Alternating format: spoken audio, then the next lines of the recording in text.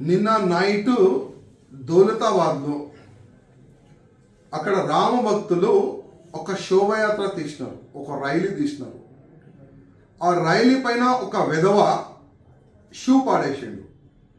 అది ఎవరు ఈ షూ పాడేసిండు అది చూస్తే కొంతమంది ఉంటారు ఫాల్తుగా, వాళ్ళు షూ పాడేసిన తర్వాత ఆయనకి పట్టుకోనికి ట్రై చేసినారు. వాళ్ళు అక్కడి నుంచి కూడా కొద్దిగా రాళ్ళు ఆ విధంగా దాడి చేసినారు. ఇక్కడి నుంచి కూడా కొద్దిగా కౌంటర్ జరిగింది.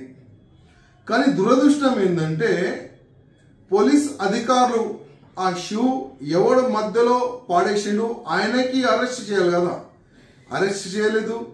ఆయనకి పోలీస్ ప్రొటెక్షన్ ఇచ్చి అక్కడి నుంచి ఎస్కేప్ చేసినారు. ఇది మన తెలంగాణ పోలీసు. అదేవిధంగా అక్కడ రామ భక్తుల పైన ఐడెంటిఫై చేసి వాళ్ళపైన కేసులు పెడుతున్నారు. ఆ old city MP Asaduddin Owaisi police వాళ్ళకి ఫోన్ చేసి బెదిరించిందంట, వాళ్ళకి అరెస్ట్ చేస్తారా లేదా, లేకపోతే అక్కడ వాతావరణం ఖరాబ్ అవుతుంది, సిచ్యువేషన్ కొద్దిగా చేంజ్ అయిపోతుందని పోలీసు వాళ్ళకి వార్నింగ్ ఇస్తే పోలీసు వాళ్ళు రామ భక్తుల పైన ఎఫ్ఐఆర్లు చేస్తున్నారు, కేసు పెడుతున్నారు. నేను పోలీస్ అధికారులకి చెప్పేది ఒకటే, ఆ షూ ఎవడు పాడేసిండు ఆయనకి అరెస్ట్ చేయాలి, ఇమ్మీడియట్ గా అరెస్ట్ చేయండి. అక్కడ ఫస్ట్ ఈ స్టార్ట్ ఎవడు చేసిండు, మా రాముడు పైన మా రామ భక్తుల పైన ఆయన షూ పాడేస్తారా?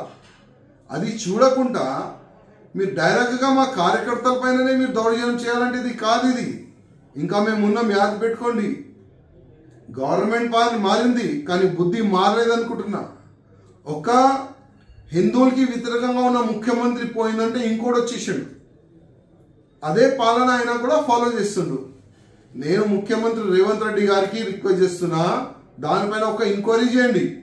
అసలు ఈ షూ ఎందుకు పాడేసిండు, ఆయన ఉద్దేశం ఏముండే, దాని తర్వాత మీరు ఏం చేయాలో చేయండి.